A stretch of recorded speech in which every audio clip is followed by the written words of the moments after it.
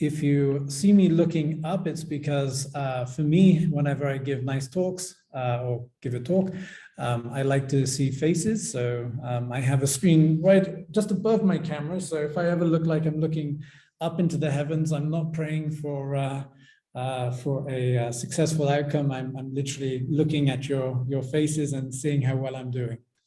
And actually, I think that that's a big part of what mentorship is about. It's about trying to get really useful feedback from the people that you interact with. So I have the great pleasure to come here today and to talk to you guys a little bit about mentorship and how to mentor and how to be mentored. And I was actually before I agreed to do this, I was thinking, okay, what can I actually say? Can I actually contribute to this conversation? And I was very grateful to be able to talk to you, Filip, and to be able to do a little bit of brainstorming about the structure. And so hopefully I've managed to put down or lay down a fairly useful structure or narrative for you today. I want to just quickly make a short introduction to who I am. So as Filip had said, I'm a senior innovation consultant working at Science Park Graz. For those who are not familiar with what we do, it's actually a high-tech incubator. And within coming through our doors, we have lots and lots of entrepreneurs who are developing startups. And we do this, and we identify startups who are focused either in the high-tech space, or we look at people who are also in high-tech with a particular focus on space. And actually, one of your alumni here, that's Jaromir, he's actually working within that space area as well. So from my background and experience, pretty much my first company was founded in 2006. And this is really when I started originally got introduced to this concept of mentorship. And since then, I've pretty much supported over 50 or so startups, high-tech startups with mentoring, and directly that is. And today, I would say that I have around about 5 or so individuals who I lean on for their wisdom, their experience, their knowledge and background. And this I choose for a number of reasons. Some of them are because of business interests, and other reasons are for personal development. And I think that it's really important, no matter whether or not you are an entrepreneur or somebody who's developing a powerful career within a company, to consider the value of mentorship. And also to think about what you can actually offer and give back to the community and to your network through mentoring. Because I think that this is something that actually helps the world get better, actually. So first and foremost, what is mentorship? So this is a cool clip from one of my childhood favorite films. This is the Karate Kid, and this is Mr. Miyagi. He's there, and he was basically the mentor to this young boy who was having some challenges at school, and he decided to start learning karate. And through the mentorship given to him by his wise master, he was able to actually have a little bit of focus, a little bit of discipline, and he was able to achieve things that perhaps beforehand he wasn't able to. So what is mentorship in a nutshell is the exchange of experience and motivation between a mentor and mentee for personal and also professional growth. I would actually say that when I first started out doing with my company, this was back in 2006, as I mentioned. Actually, there was not a lot of knowledge about mentorship. It was kind of rare to even consider the fact that there are lots of people out there who are ready to give up their time, experience, and expertise, very often with no exchange of reward for themselves, financially that is, or through equity, and was prepared to actually help out. And so for me, this was something that was quite new and something that I've tried to incorporate into my my career to date. So mentoring really has become a crucial factor also in entrepreneurial success over the last decade, I would say. And while there have always been mentors in business environments, the incredibly fast-paced environments of startups operating requires the support of mentors with a highly intrinsic motivation to help say, for example, an innovative business. So this is when I can turn around and say something about the characteristic of, say, an entrepreneur. We seldomly actually go out into the world, or when we start creating a business, with all of the knowledge that we need to be successful and avoid those mistakes. In fact, for me,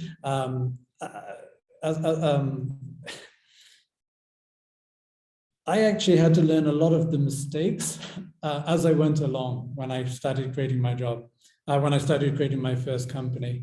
What I did have was I did have access to a nice man who would come ever so often to visit, and where I would sit down and I would talk to him a little bit about my business. He was a former bank manager, and his job was largely, although he was technically a mentor, he was literally there just to listen to me and actually give me the opportunity to say a little bit about the work that I was doing.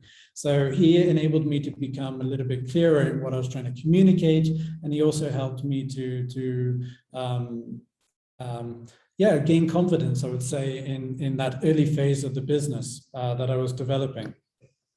And I would say, to be honest, in that first and early experience, it was, I'm pretty, I wouldn't say that the role of his mentorship was actually that powerful, but it did provide some benefit. And I'm pretty sure that when I also started to do mentoring for startups, actually, I was also not that effective. And it takes time as a mentor to actually improve. So, and much of my learnings actually came from the early customers that I was working with. And I was able to talk with them and learn a lot more about my industry for having really nice in-depth conversations with them.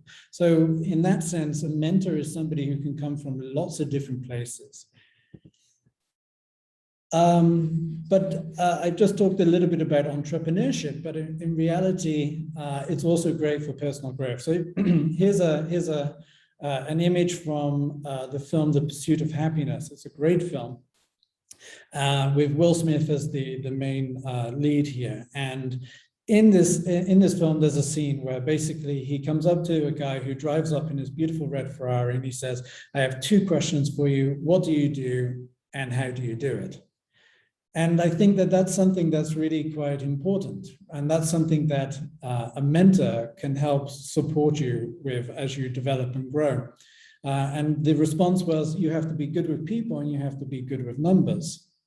And so straight away, he's getting valuable feedback on how he might want to progress his career. In fact, I have a friend who was just telling me just the other day that she had a similar experience. A person drove up in a Bentley, and she walked over to the person in the Bentley and said, "I would like to know how you got that Bentley, and I'm happy to work for you for free for 1 month, just to learn from you and to understand and discover what it is that you do that enables you to drive around in that car." So mentorship can be extremely powerful. And what I wanted to do is not just talk a little bit about these stories and have these nice clips from film, but actually I wanted to pull out some real valuable statistics. The first thing I have to say about the benefits of mentorship is that you shouldn't really worry if the relationship doesn't seem equitable at first. Either you feel that maybe you're somebody at the very beginning of your career, or perhaps you're somebody at the very beginning of your startup, and you're seeking the support and advice from someone who maybe has a lot of experience, maybe as a seasoned entrepreneur, maybe the CEO of a big company. But you really shouldn't be that concerned about whether or not it's an equitable balance, because actually at some point the relationship will start to become more equitable.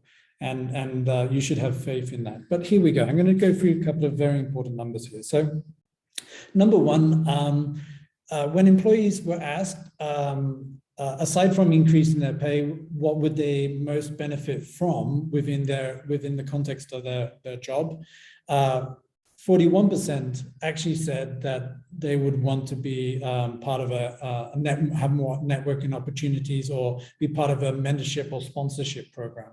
It was the number one thing, added value, that they were seeking.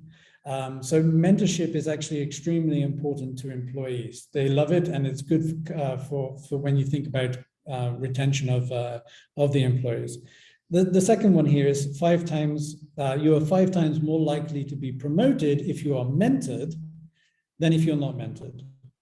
Okay, so there are lots and lots of intrinsic benefits to being mentored here. And part of it is, of course, developing confidence. So number 3 here, we have 87% of mentors and mentees have felt empowered by their mentoring relationships, and as a result have developed greater confidence. And of course, if you've got more confidence, the chances are you're more likely to go out there and ask for that promotion, or that increase in your salary, or you're increasing your status within the organization that you're in. And 50% of businesses that were surveyed felt that actually mentoring had a positive impact on their profits. So good mentorship, good mentoring programs actually is very good. In fact, I think 65% had suggested that productivity was improved as a result of implementing a mentorship program. So I'm giving you a lot of data here, and what I really want you to understand is that actually mentorship has lots of different facets to it, both in lots of different capacities, both within the startup world, within the working world, between the mentor and the mentee. The very last thing here that I put down is the point on minorities. So here, mentoring, here's a great statistic for me, that mentoring programs boosted minority representation at the management level from 9% to 24%. Which is great if we're actually very interested in diversity and interested in creating a more equitable world and equitable societies that we live in, then mentorship is actually something that can support them. Sadly, the people who often cite finding a mentor as being not that difficult, they tend to be part of the white community. And so really, in this sense, it's really important that we actually go out there and we think diverse in terms of who we want to mentor and where we seek mentorship from. So those are just a couple of points, but there are lots of different non-statistical benefits and reasons why you might go out and seek a mentor or mentor someone. Number one, you can increase your social and academic confidence. You can become empowered to make decisions, develop your communication and personal skills. There's a lot of other really great reasons out there, not forgetting, for example, improving your mental health. Very often if you're working in a very high pressured environment, maybe you're building up a startup, it's extremely difficult. Being able to offload some of those difficulties and challenges and have a sparring partner in a mentor can actually support you here. And likewise, it may be the case that if you're also in a high-powered position and you're having a very stressful working environment, being able to look at some of the challenges and have some appreciation for a mentee and the struggles that they have, it also helps to provide some sort of perspective. Okay. So there are pitfalls. This is something, it's not always the case that when a mentor and a mentee come together, that everything works out well. Here it's like any relationship, without setting expectations and communicating, it can be hard to understand each other. And in fact, most of the pitfalls come around because actually most of the time people aren't trained. If you're thinking that you can be a mentor, then unless you have a basic understanding of what mentorship is, it's very difficult to know how you can be most effective and provide most impact. Likewise, if you're a mentee and you're maybe too timid to ask, or to ask for, that connection, you probably won't get the most out of that mentorship relationship. So there are also other problems with, for example, poor matching. I think that one of the biggest failures that can happen also is when there isn't any structure. Okay, so there's not enough structure that brings the mentor and the mentee together. Or likewise, it could also be that there's too much structure and the expectations and the commitment that is expected from both sides is too great. And then you both fall out of love with each other. I think that one of the critical things that's really important, of course, is to ensure that as a mentor looking at supporting a mentee, I think that you actually need to have a lot of empathy. A lot of empathy for the challenges that are happening. And I think that as a mentee, you need to have a willingness to be open and learn. So here we go. So I talk about what do I mean when I talk about a mentor? So here's Yoda, here's another film character. And it's really important that when you actually embark on this journey and look for a mentor, you're looking at somebody who's actually further up the path than where you are now. Because actually they've maybe done the journey and there are shortcuts out there that can help you get there a little bit faster, or maybe avoid going down the wrong trail, or maybe getting bogged down in some quicksands along your journey. So a mentor is an independent and objective source of and sparring partner for sharing and exchanging ideas, strategies, challenges, and let's say other opportunities. So with a mentor, you can have an honest and open discussion about those things without having to fear that you step on their toes, make them fear their future standing, or experience some sort of financial loss. It's really important when you go out there and you look for a mentor that you really follow your gut. Yes, somebody could look really wonderful on paper, but actually after having a few interactions with them, it's important for you to actually go, how did I feel with interacting with this person? Did it feel good? Did it energize me? Did it work well? But one of the things that is also very critical here is that you don't just have to have one mentor.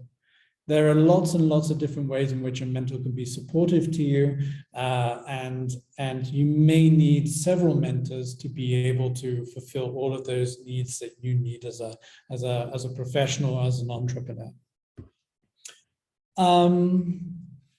So, from my perspective, I am just mindful of the time here. How much time do I have? You still have 5 to 10 minutes. Yeah. Okay, so here, for example, when I look for a mentor, I have these mentors, I'm looking at who can actually give me an insight into a future that I would like to experience. So this is quite important. But if you're an entrepreneur and you're thinking about, okay, mentors can not only provide you with all that great experience and advice, but if you're embarking on this journey, they can also become a part of your team, a part of your human resource. And actually a diverse body of mentors look great on a pitch deck. So if you're actually going out there and wanting to persuade somebody that they need to invest money in you or support you, sometimes actually having a good pool of mentors is actually something that's extremely powerful. And not only that, but if you have, sometimes if you have one or two very good mentors, sometimes that's just the reason for why another person will come, another mentor with great experience that you may never have thought will come along, will join you. And so you can think about your mentors and your mentors as a collective as being something that's extremely important. When it comes to actually looking for a mentee, it's really important. Like it's kind of like the opposite. You actually need somebody who, it's not the opposite. I mean, you need to actually try and find somebody who's ready and open to listen and to learn. That doesn't necessarily mean that they're going to do everything that you say. But of course, from when looking for a mentee, it's important that you understand, okay, what is the value of me? And where can I best utilize my resources and my experience and know-how to maximize impact on someone? Because, you know, your time is very important, especially if you have family commitments, work commitments, and you may come together and you want to dedicate some time and give back to the community. But it's really important that you select your mentees well, so that you can actually drive impact. Okay, so for me, I mentor, as I mentioned, a lot of startups within our incubator. And for me, what I'm able to do is I'm able to actually provide them with, let's say, an outside perspective. So sometimes I'm the one who's asking the stupid question, which nobody else is brave enough to ask. Which actually helps them go, oh yeah, that's a good point. And that's really my goal. You know, this is something that I'm really good at doing. I'm very good at sitting down and getting them to think outside of the box. And very often, because of my breadth of experience and knowledge working across different startups, different industries, different technologies, I'm very often able to share experience from one with another. To help them all collectively move forward faster together. I have this point here, which is on finding a mentor-mentee. So here you have to put yourself out there, get curious, and start having conversations with people outside your usual network. This is something that's critical. For example, I participated quite a lot within startup communities which are out there, where young entrepreneurs are they're desperately looking for people who can provide guidance and input. So you can go out into those communities, network with them. You can reach out to accelerators and incubators like Science Park Graz, you know, because in our case, we're always looking for people who have particular expertise and knowledge and who can benefit our companies. And we love to match those mentors with those mentees. So we're also a great source. Meetups like this are extremely powerful and extremely important for that. Of course, you can always reach out to on LinkedIn and see whether or not there are particular people out there who you believe can support you, and just reach out to them. Say, hey, listen, we've got this particular challenge. I'm looking for mentees. Your experience in this area would be valuable. Would you be happy to jump on a call? So there are lots of different ways in which you can go out there and find a mentor or a mentee. And I think it's really important. I had this really nice conversation before, and we were talking about actually what it means to actually give back. And if you have the ability to give back, actually it's extremely valuable to someone else, but it's also, you learn a lot in the process. Okay, and where can you find them? So you can look within your niche, or don't. From my perspective, you know, it's important to be open about this. So sometimes there are new things that you can learn from other sectors and industries and disciplines. So sometimes that can be a great source of input. But on the other hand, I would probably say that your expert should also have an understanding of your niche and be able to actually support you. Otherwise, maybe it's just going to be an exchange of questions that none of you are really able to answer, and maybe this leads to an unsatisfactory outcome. So you, as I say, go back to your gut feeling. Try to find people who have knowledge or at least an appreciation for the challenges that you're facing. And then last but not least, I would say how to get the most out of it. Actually, I think that we don't ask enough questions, right? So whenever we have an interaction, very often we don't actually sit down and say to ourselves, okay, can you help me with this? We don't like to ask for things. And actually asking is really important. If you don't ask, you don't get. If you don't ask, you won't learn something new. So it's really important that when you have this exchange, whether or not you're a mentee or mentor, that you actually turn around and you ask those questions. Find out what is it that they can do for you. Sit down and have that conversation. Make sure that you have a good feeling about the person who sat down with you, and then start to create some structure. So we have a mentorship program here within Science Park Graz, and one of the things that we do is we first and foremost try to start the diversity aspect. So we try to get somebody also from an academic background as well as a business background. So there's different perspectives from the outset. We try to put in structures so that they regularly meet up every 3 months and at least sit down for an hour or potentially 2. We think that it's really important that there is some preparation that takes place. So it's good when a mentee will sit down, maybe have some milestones, be able to say what has been done in the past 3 months, what is to be done in the next 3 months, and then to have an open conversation about, okay, how can your mentor actually support you?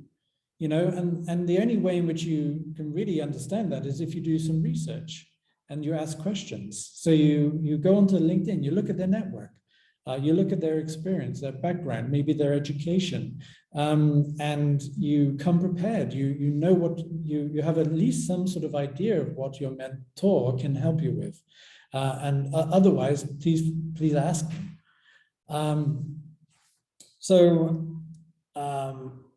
For me, these sorts of comings together also give a great opportunity to celebrate some key milestones that have been achieved, to look at highlights, and also to talk about some of the misfortunes.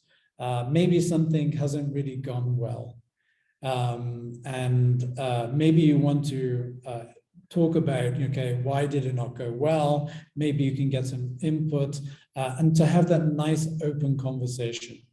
I'm not sure if I mentioned this though, but one thing I would definitely suggest to anyone who's embarking on this journey, especially if you're a startup in particular dealing with maybe sensitive information, and you want to have that open conversation, is don't be afraid to ask them to sign an NDA. This is something that I think is something that you can expect from a mentor-mentee relationship.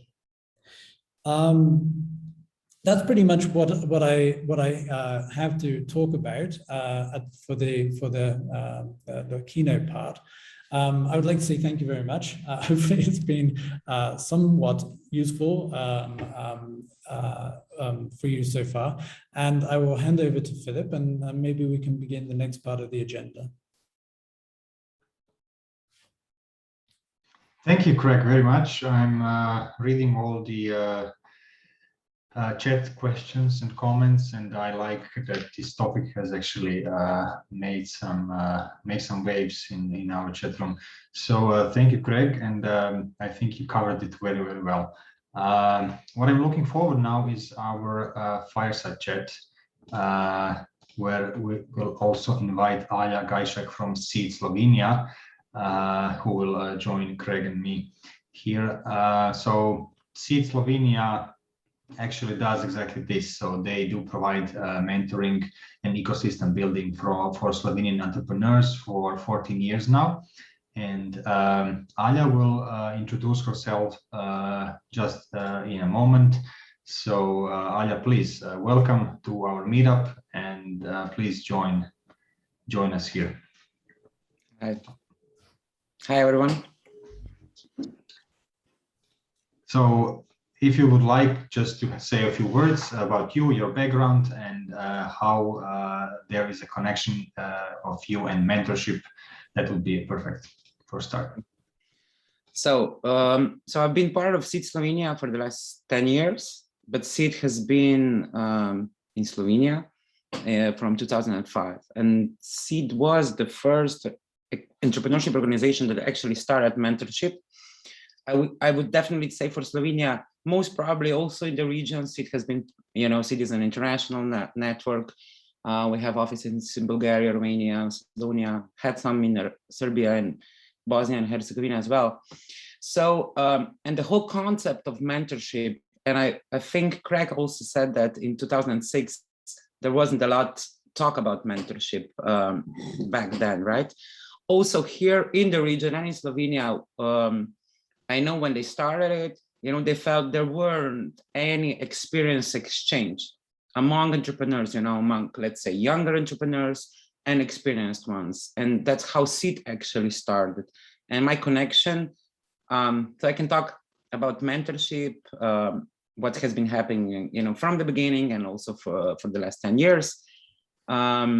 So I've grown to a program director position. I manage the whole strategy, what we're doing, I really love talking to entrepreneurs and founders, what are their challenges and developing what they need, because our mentorship service, just for the intro, because I really believe it's important, is actually part of 4 levels of support that we do for founders. CEED is a founders community. Actually, in Slovenia, we have more than 1,000 members. We also have 100 mentors. What we figure out during the years is that mentorship is important, but it's really hard to actually get all the know-how and experience sharing on one-on-one connections, such as mentorship is. We really believe a lot in the peer-to-peer experience sharing.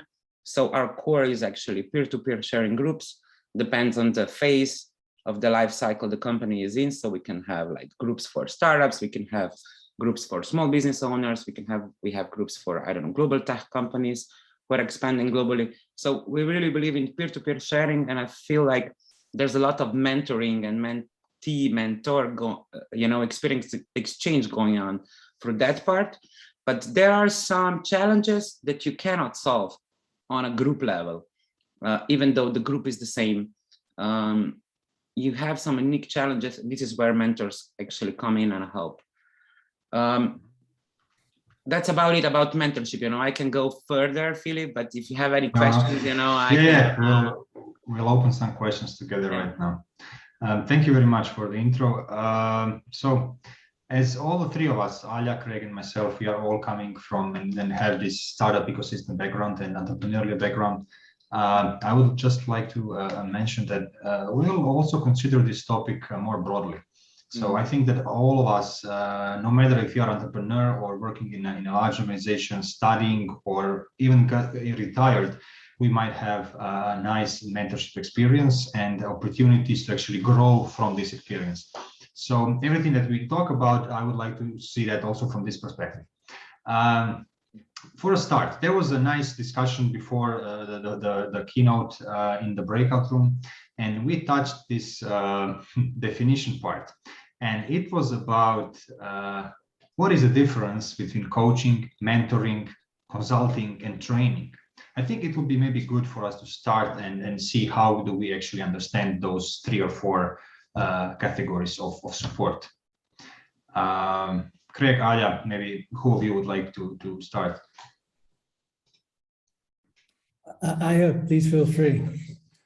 Okay, so because we talked about that in our breakout room. Yeah, we did. So how I see it, is like the first divide is consultants and coaches, are usually paid for the service, and they take you through a journey, through a step-to-step process, and mentors are usually doing on a voluntary basis. So you also, the results and expectations of a mentorship might be slightly different than they are from a consultant or a coaching relationship. That's how I see, but there's also another divide. You can have a mentor who's a founder and a manager. At CEED, we select mentors who are founders for at least 10 years, or they're managers, but they have a specific experience and or expertise that can really help out our founders. That's one thing, but they can have three approaches, you know, because you can have a founder and a manager who's more of a consultant and can help you guide step by step. You can have more of a coaching approach, and he's great at asking questions, or he's like more of an expert, just sharing his experience that can help you, you know, learn from his experience actually. And the training part is completely different. Training is like learning. There's a curriculum and everything, so I wouldn't tap into that.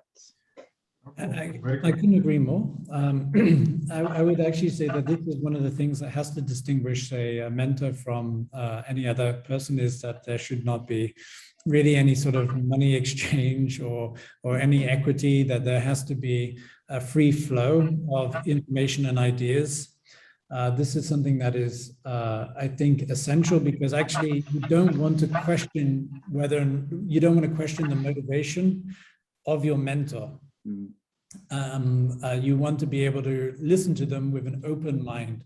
And this is something that's really important. But one of the things that we do here at Science Park Graz, talking about the training aspect, is that I wouldn't say we so much train startups on how to get the most out of a mentor, or we train a mentor on how to properly mentor the startup. But what we do is we create the framework and the environment. And very often we would also be put into a position where we might guide the conversation.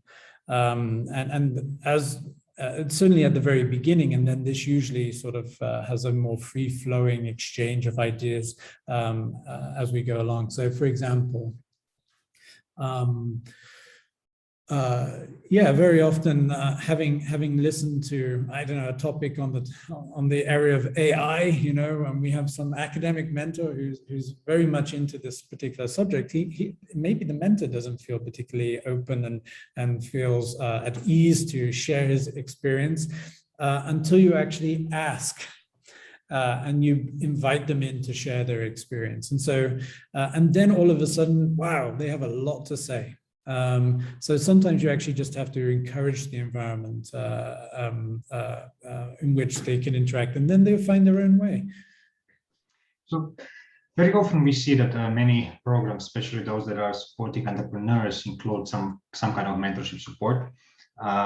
Also, very often I think this mentorship support may not obtain the goal that it needs to. On the other hand, we have individuals who are lacking mentorship support. Would you say, is it mentorship something that's overrated or underrated? How do you look at it? I definitely do not believe that it's overrated. I generally think that people aren't necessarily aware of it, even today, and that it's available and accessible to them. Like, how many people here, I'm sure that all of you have LinkedIn pages. I'm pretty sure that all of you have managed to connect with some extremely powerful and influential people within your network. But how many of you have actually gone out and reached out to them and said, hey, you've got a really amazing background. I'm somebody who's going in that direction. I would love to have you on board as a mentor, and maybe spend 4 hours in the year just having a conversation. Would you be open to that? I'm pretty sure that most people don't do that, because most people are not aware that that is something that they can do. So I definitely don't think it's overrated. And I think that actually mentorship it can evolve. You know, your relationship to a mentor can actually evolve over time too. Like we had one company who started off with a mentor who had tremendous amounts of experience within the photovoltaic industry. He was known as Mr. Phonius or something like this, right?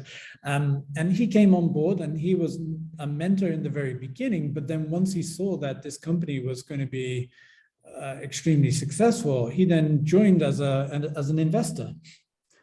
You know, so his particular role changed, and that doesn't. And so being a mentor at the very beginning doesn't necessarily mean that that role cannot change in the future. You don't have to stay as a mentor. And that's the beautiful thing about it. It can be very flexible. So Craig, yeah. From your presentation and from your answer right now, I would assume that you think that there is a problem of lacking proactivity from the mentee or the mentees. Alja, is that something that you noticed in your work through CEED and your mentorship experience? Yeah, I mean, that's the biggest problem, you know, because, you know, we do the whole matching, you know, so maybe just to explain how we do the mentorship process, because I really feel it's important, you know, we really do a deep dive insight into where the founder is, you know, what is his real challenge. Sometimes you're not aware of what is actually your problem. You know, for a suggestion, you might feel like, yeah, my sales is not going well, but you don't even know who's your target audience. You know, you don't have the value proposition and nothing's ready. So you're not solving sales, you're solving more of a marketing issue. Or you want to like expand to another country, but everything's on you as a founder, you know. So you're again not ready to expand, because who's going to do the whole part of running a company here in Slovenia, Croatia, Macedonia, wherever. So really digging deep, what is really your challenge? And then find the best mentor to match it, you know. And what we do, and I really feel that we're really great at, you know, how we match the mentees and mentors, because we match them based on the experience, if there's a connection, if it's a match, based also on the personal style, you know. Some are quick, fast, more creative, more brainstorming types. Some are more coaching, slow, you know. So the characters of people are really important also for a great matching. But then you do all that, you know, and what we did also at CEED is we actually created the first meeting. So we ask mentors for the first meeting, you know, and then send the mentees, you know, these are the options. So the first meeting actually happens, because if you have two founders, there's an option they will never meet. But then, you know, the mentee, the problem for the mentees is sometimes you talk about two strategic things and you never go back, you know, because you as a mentee are not ready to solve that issue. So, you know, and then you like vanish. That's one of the issues that's really happening a lot, actually, you know. And is it a fear? No, it's not fear. Yeah, sometimes, you know, what we try to say to them, please just communicate where you are. You don't have to, you know, because, you know, founders, as they are visionary and everything, you know, they're always 2 years ahead of their company. And meaning that, you know, they're thinking about the problems and issues and visions in 2 years, you know, but here, the current problems are here, you know, and then you don't have time to actually take the time, you know, to think about that strategically. You're not ready, then you don't do anything. What you talked with the mentor, then you're embarrassed at the same time, you know, and then you just vanish, you know. And that's how we are actually helping them establish relationships, you know, creating the second meeting, getting the feedback, what's happening, and so on. So I went further. How about doing action based on mentors' suggestions or advice? Have you noticed maybe a lack of activity? So very often there is a meeting between a mentor and the mentee, and then after the meeting, nothing happens. And then this repeats several times. I know that some of the world greatest accelerators, they have some things called like Mentors Madness, where they meet you with, I don't know, 50 mentors through the week. And you're expected to actually act on any of these meetings by, you know, getting in touch with different contacts and you know, increasing your network they are providing you. Here in the Balkans, I've noticed that the startups, if you're talking about startups, are very often not acting on mentors' advice. So 2 questions. How to approach this? Is it something from the facilitator side that can help? And second, is mentor always right? Not at all. I think that's got to be the wonderful thing, is that you can listen to a mentor. You don't have to stay with a mentor. If you're finding that it's not working, you know, then it's also okay to say, I'm really sorry, but this is not okay. Is the mentor always right? No, I think that the simple answer to that, and this is one of the reasons why, I tell you, when I was growing up, okay, I have a father who's well-read. He loves to give input and advice. Yeah, he's almost like a mentor. Yeah. And he turned around to me and he goes, "Craig, can I give you my advice?" And it's very nice. He offered it. Actually, it's really important that he understood that approach, because very often if you try to give advice to somebody who hasn't asked for it, they won't listen. And you're just giving away something that's precious and it's not being valued for what it is. But in the case with my father, I turned around to him and I said, yes, you are always, and I will always welcome your advice. But that does not mean that I have to take it. And as long as you're happy with that relationship, I will always listen to you. And I think that it's the same with when you have a professional relationship with a mentor, and that's part of the contract here. As a mentor, when you get involved in the life of somebody else, a young professional, an entrepreneur, the role is not to become a CEO of a company at a distance. That's not the role is to empower and is to empower somebody to do something. You don't live vicariously through the life of somebody else. That's the wrong motivation. Along this conversation, we are very much talking about this formal institutional way of providing mentorship, right? But what about some informal opportunities? Like, can a friend be a mentor? And can this mentorship relationship be interchangeable, so that sometimes you're a mentor and maybe another time you're a mentee? Have you experienced something like that? I mean, two mentors that I have, that I consider myself, that are really my mentors, they became friends. So they became friends, so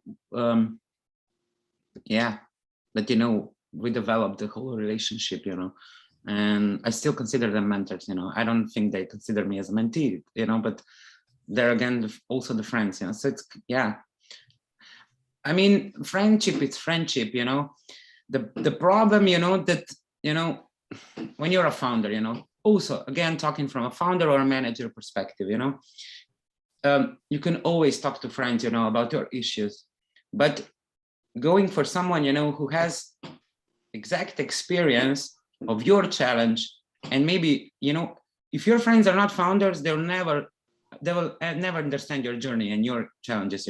They can be supportive, they can help out, but they will never understand the roles, the responsibility, and everything you have. That's why you need other founders, and finding someone who's, let's say, 2, 3, 4 steps ahead of you, that can help you out, is much more beneficial when you're considering, making some decisions. That's how I see, I would agree. I think that going back to my point is that on your journey, you may have a need for lots of different aspects of development. And it may not be possible to get all of those addressed by one single person.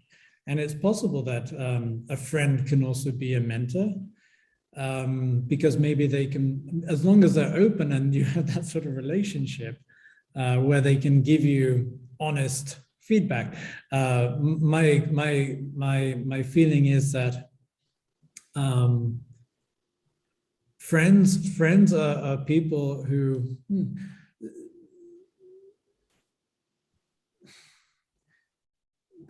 I don't want to try and give you some sort of false idea about the type of friends I have, but I'm not terribly sure that friends are ready to insult you, or not necessarily insult you, but actually give you the real truth when it comes to a particular challenge that you have. And sometimes you have to also ask yourself, are you ready to accept the input from a friend?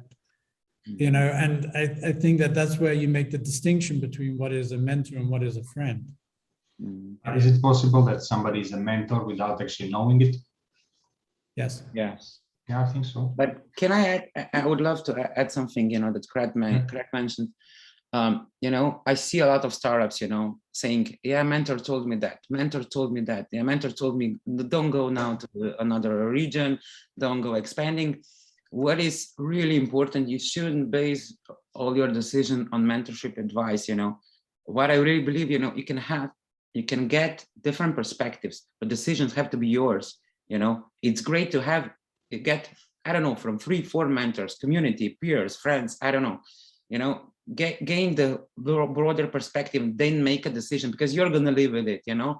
And based on what mentor told you, one mentor, I don't feel that's good enough, you know. I don't think you and I see a lot especially in the startups who are really in the early stage and haven't been mentored so much. So that's a really important thing, you know. Thank you, Alja. I think this is a great note to finish with, since we are also, you know, approaching the time limit here, and I would like Craig to have a nice birthday evening with his family, and the rest of us, we still need to hear some of the projects from the alumni group that are following just now. Thank you guys very much for participating. Thank you, Craig, for the excellent presentation and sharing your knowledge and experience. Alja, thank you as well. I know Happy birthday, Greg.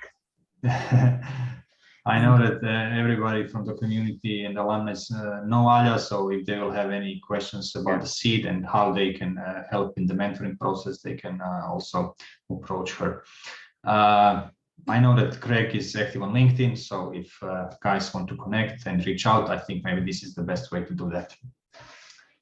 Thank you again.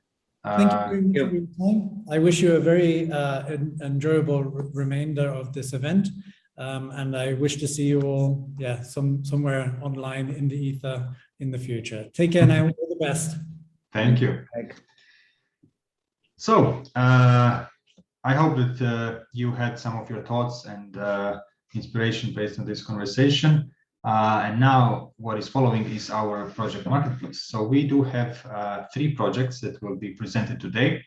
And the additional one, our surprise at the end, a book presentation. So first, I would like to invite Tara to present her project called SimPlanner. Tara, are you here? Hi, of course, I am here. Excellent. Welcome, Tara. And if you like, you can share your screen, or you can just... Just give me a second. Okay, do you see it? Yes, we see that. Okay. So, hi again, everyone. My name is Tara, and I come from Slovenia. I am a founder of Simplo, a startup brand where I design and sell planners called Simple Planner. Main target group are female high school and college students in Slovenia, aged between 16 to 28 years. So far, I only had pre-designed planners available for purchase, but for the past year, I am noticing the need of personalization is really increasing. And I came up with the idea of personalized planners. I already did a minimum viable product test this season, and the feedback was encouraging.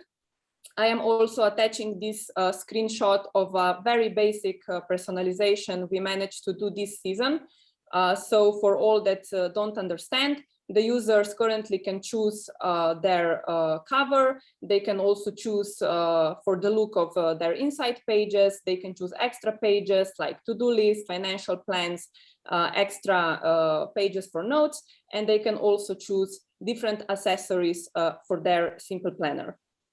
Since the feedback was encouraging, I would like to develop this idea further with more detailed and visually stronger online configurator that would allow users to design a planner especially for their needs, taking into account they would be able to choose between various parts of how planner will look in a sense of aesthetics and functionality, based on the user's current period of life, personality, gender, and their general needs.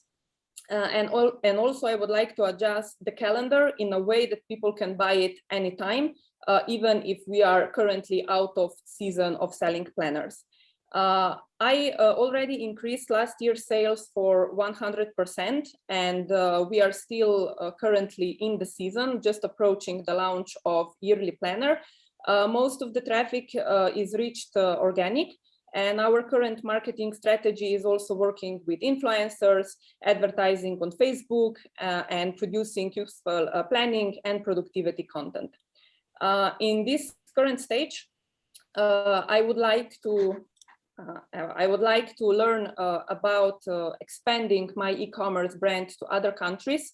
So any kind of mentoring, support, or other contacts on this area would be really helpful.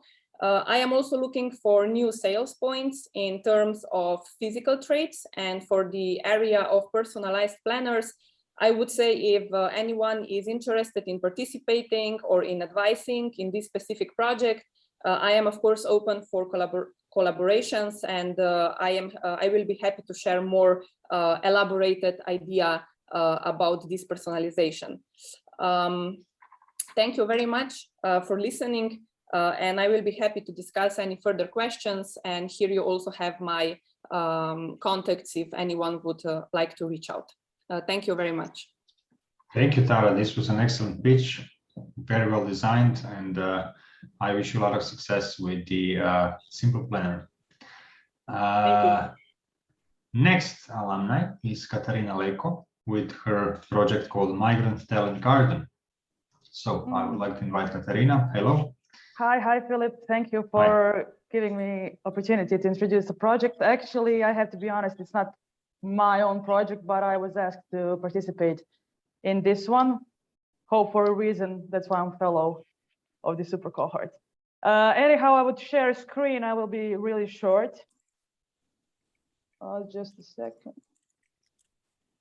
You can see the website. So basically, my project is called Migrant Talent Garden. Migrant Talent Garden is a kind of network of project partners that main goal is to create hub for migrants.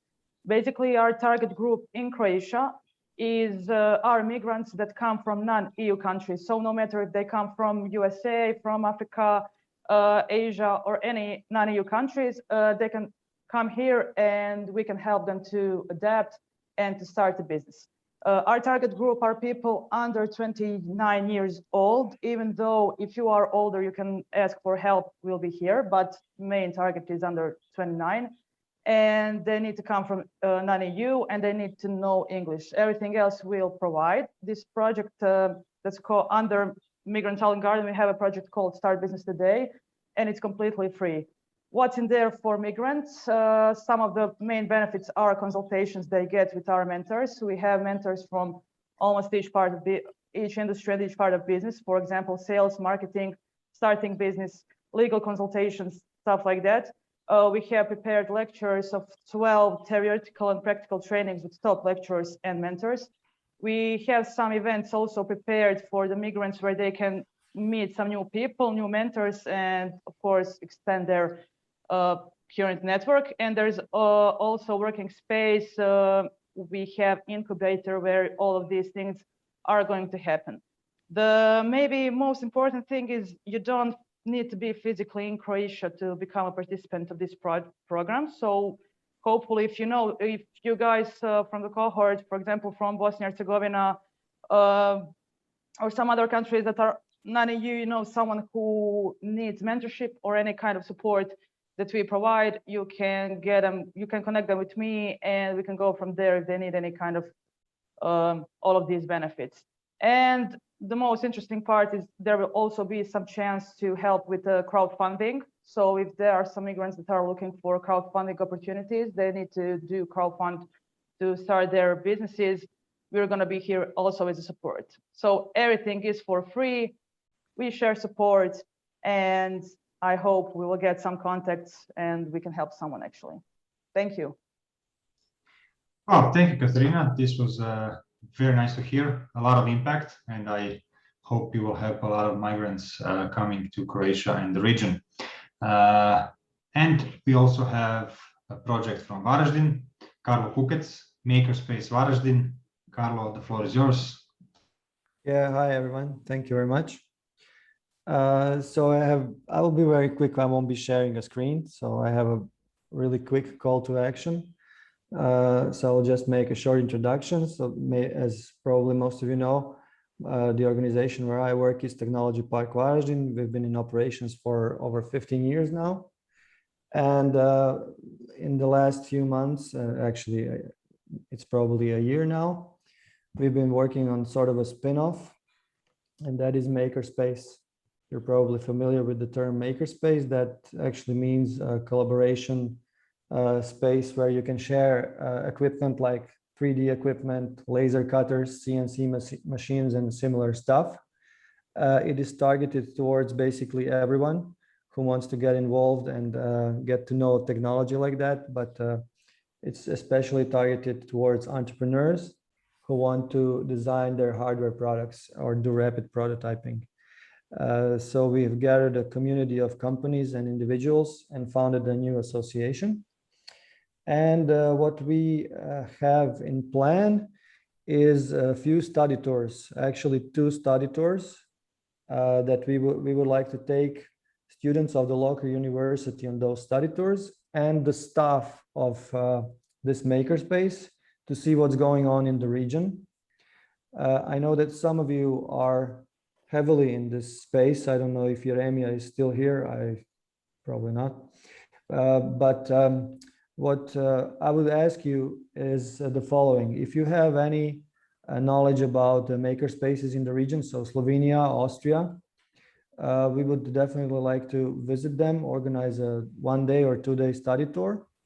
Or if you know anyone who is involved in this space, I would ask you to just send me a direct message or contact me via email, and we'll get in touch to arrange something like that. So basically, it's pretty simple. Thanks. Thank you, Carlo. So this is a straightforward call to action. Thank you. And at the end, I will invite Dancho Dimkov, our Superman here, to present I'm still here. his new book. Hi. Yeah, I didn't have some plans, but I saw the previous 2 or 3, so I had to improvise on the Well, spot. if you wrote a book, I guess you can say 2 minutes on that. Of course, you know, I even got a slide already. Things go so fast. So in short, my name is Dancho Dimkov. I'm from Macedonia. And I mean, more than 10 years, I'm into the lead generation, but not any kind of lead generation, but actually B2B lead generation. And not any kind of B2B lead generation, but specifically working toward the high ticket service providers. So we actually work with 3 categories only. We work with consultant, coaches, and trainers because they do really have expensive daily rates and they're not going to be bothering themselves with reaching out to cold prospects. The second category are agencies, any kind of agency, more commonly marketing and sales agencies, because they usually have annual contracts, which are quite big. And the third group that we mostly work are tech world. I mean, software companies, whether it's a software development or software as a service. Now, with these 3 categories, we've realized that they have a big problem finding new clients. And especially when you have a service which is 10,000, 50,000, 100,000 euro service, you cannot really just put a Facebook ad and people will be like, nice, click the ad, swipe their credit card on a 20,000 euro service. I mean, I wish if it was that easy. So the book that I've launched last week officially was just accumulating all the knowledge, all the frameworks and everything that we know on the subject matter. So there are 6 chapters in total. 3 are in order to planning the perfect campaign. And we do LinkedIn and email outreach. That's our poison. That's our preferred channels of communication. We don't do cold calling because I really don't want when people are calling me in the middle of nowhere. So we don't do it as well.